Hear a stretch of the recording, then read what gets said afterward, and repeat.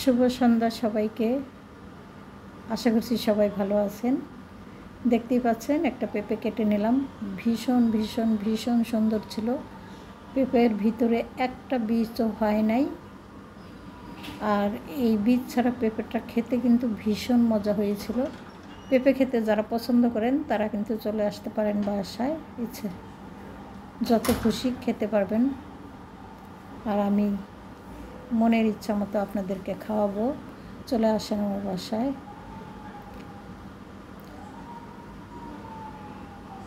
তো কাটতেও ভালোই লাগলো। এখন মা ছেলে একটা পেঁপে একা একা বসে খেয়ে ফেলবো।